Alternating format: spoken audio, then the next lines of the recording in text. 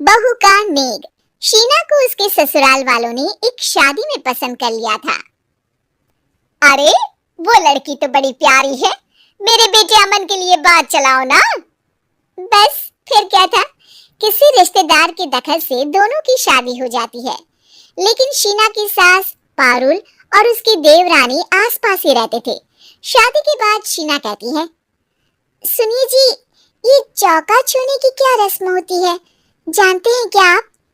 अरे नहीं यार, हाँ पर मम्मी को चाची से बोलते सुना था कि आज तुमको किचन की जिम्मेदारी देंगे, तो वो लोग आ रहे हैं खाना खाने हमारे घर। हे भगवान, ये कैसी रस्म है? साड़ी पहनकर किचन में खाना बनाना, ये तो कंप्यूटर की कोड को डिकोड करने से भी ज्यादा मुश्किल काम है। अरे चिंता क्यों करती हो, माँ है ना, सब संभाल लेंगे, वो बहुत समझदार है। शीना को भी पति की बात ठीक लगती है। वहीं घर पर शीना की चाची सास, ससुर और उनकी बहू खाने पर पहुंचते हैं। शीना की चाची सास उसकी सास से कहती है, अरे कहाँ है दीदी, आप अभी भी किचन में हैं क्या? रस्म बहू की है या आपकी?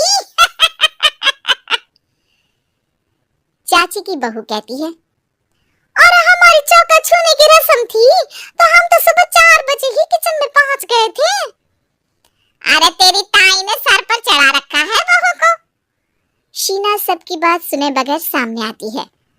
अरे आज तो तेरी चौका छूने की रस्म थी ना, तुम ही देर से आई हो। वो चाची, मुझे ना साड़ी बांधने में देर हो गई। तो वक्त से उठा करो ना, पता है जब नई शादी है, रस्में होनी है, तो फिर थोड़ा कम आराम कर लोगी तो कुछ घट नहीं जाएगा।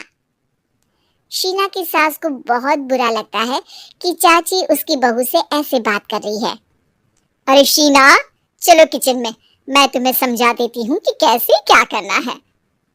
देखो, मैंने सब बनाकर यहाँ रख दिया है, तुम्हें सिर्फ हलवा बनाना है, उसकी भी पूरी तैयारी कर दी है बेटा। बस किशमिश डालकर हलवा में मिलाकर लेकर आ जाना। बस फिर क्या था, एक एक कर शीना सारा खाना टेबल पर लगा देती है। अरे बहू ने इतना सब बना दिया, वाह जी वाह। तभी शीना बोल देती है, नहीं नहीं चाची, ये सब तो माँ ने बनाया है, मैंने तो सिर्फ इसी टेबल पर लगाया है। वो साड़ी पहनकर काम करना अभी थोड़ा मुश्किल होगा ना। चाची सास तो सुनकर मानो बेफर ही जाती है। ये क्या बात हुई दीदी, मैं जब शादी कर कर आई थी तो आप बड़ी थी, पर किचन में ना आप आई और ना माँ जी। हाँ, क्योंकि उस वक्त मैं बहू थी और मुझे सास के हिसाब से काम करना था, लेकिन अब मैं सास हूँ तो मैं बहू को वैसे ही बनाऊंगी ना जैसा कभी मैं बनना चाहती थी। खैर, चाची सास खाना खाकर वहां से चली जाती है। कुछ दिनों बाद, अरे शीना, ये क्या पहन रखा है? हे भगवान, इस परिवार में क्या हो रहा है? अरे क्या हुआ छोटी, इतना क्यों चिल्ला रही हो? इसने पहना क्या है? अरे दीदी, क्यों इतनी छूट दे रही हो? शीना जो कि सलवार सूट पहने खड़ी थी, चाची के गुस्से को देखते ही अंदर चली जाती है। देख छोटी, हम दोनों को आज की बहुओं से तुलना नहीं करनी चाहिए, वो दौर अलग था, आज का वक्त अलग है। देखिए दीदी, ये तो परंपरा है, हमारी सास ने हमें दी और आगे हमें अपनी बहुओं को देना है। ये क्या लगा रखा है आपने? आप तो पूरी संस्कृति ही खराब कर रही हैं। ये बोलकर चाची सास वहां से चली जाती हैं। शीना की सास चाची की बात से परेशान होकर रोने लगती है। तभी उसका पति वहां आ जाता है। अरे क्या हुआ भाग्यवान, फिर तुम्हारी देवरानी तुमको ताने देकर चली गई है क्या? हाँ, पता नहीं मैं ठीक कर रही हूँ कि नहीं, पर मुझे तो बहू के सूट पहनने में कुछ गलत नहीं लगता। अरे लोगों की बहुएं तो न जाने क्या क्या पहनकर घूम रही हैं।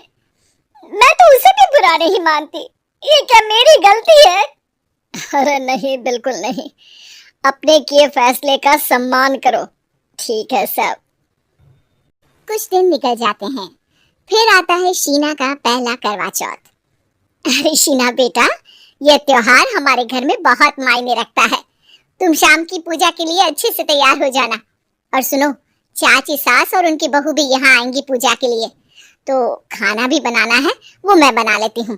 तुम बस आज के दिन साड़ी पहनना बेटा। शीना समझ नहीं पाती है कि चाची सास के आने पर उसकी सास उसे साड़ी पहनने को क्यों बोलती है। नहीं नहीं माँ जी, मैं सारा खाना बना लूंगी, आप उसकी चिंता ना करिए, अब तो मैंने सब कुछ सीख लिया है। शीना की सास उसकी बात पर खुश हो जाती है। छोटी को पता न चले कि मेरी बहू घर में सूट पहनती है, तो मैंने आज साड़ी पहनने को बोल दिया। क्यों लोगों को बिना वजह बात बनाने का मौका दे। शाम को सब पूजा पाठ करके बैठे होते हैं कि चाची सास की बहू चाची सास से कहती है, माँ जी, आज के दिन तो आप लोगों के घर बहुओं को नेक दिया जाता है ना। हाँ हाँ बहू, बोलना, तुझे तेरी सास से क्या चाहिए। हाँ शीना बेटा, तू भी बता दे कि तुझे क्या चाहिए। मम्मी जी, मुझे ना आपका वो रानी हार चाहिए जो आपने अभी पहना है। चाची सास थोड़ा हिचकिचाते हुए कहती है, हाँ हाँ ले लेना, सब तेरा ही तो है। तुझे कौन सा हार चाहिए बहू। माँ जी, मुझे नेक में आपसे परमिशन चाहिए कि आप मुझे नौकरी की इजाजत दें। आप तो जानती हैं कि मैं और ये एक ही कॉलेज में एक ही क्लास में साथ में थे, लेकिन आज वो कहाँ है और मैं कहाँ। वाह जी वाह, ये भी सुनना बाकी रह गया था, इस खानदान की बहू नौकरी करने बाहर जाएगी। और मैं भी तो इंटर पास हूँ, पूरे सेकंड डिवीजन, लेकिन कभी मजाल है कि नौकरी की बात की हो। पर दीदी, मैंने एमबीए किया है, वो भी बड़े संस्थान से। तभी शीना का पति और ससुर भी वहां आ जाते हैं। देखो बेटा, मैं वही सोच रहा था कि तुम नौकरी करने के लिए क्यों नहीं बोल रही हो। मुझे लगा शायद तुम नौकरी करना नहीं चाहती हो। नहीं पापा, वो तो हमेशा से ही कुछ नाम कमाना चाहती है। अपने माता पिता को भी इसने कहा था कि वो आप लोगों को अपनी तरह से समझ लेगी। सास को शांत दिखकर शीना कहती है, मम्मी जी, मैं वादा करती हूँ, घर का सारा काम करके ही ऑफिस जाऊंगी। खाना पीना किसी भी चीज के लिए घर वालों को परेशानी नहीं होने दूंगी। वक्त से पहले उठूंगी और काम वाली को भी हटवा दूंगी। शीना की बात सुनकर सास हंस पड़ती है। अरे शीना, ये ज्यादा हो गया हाँ।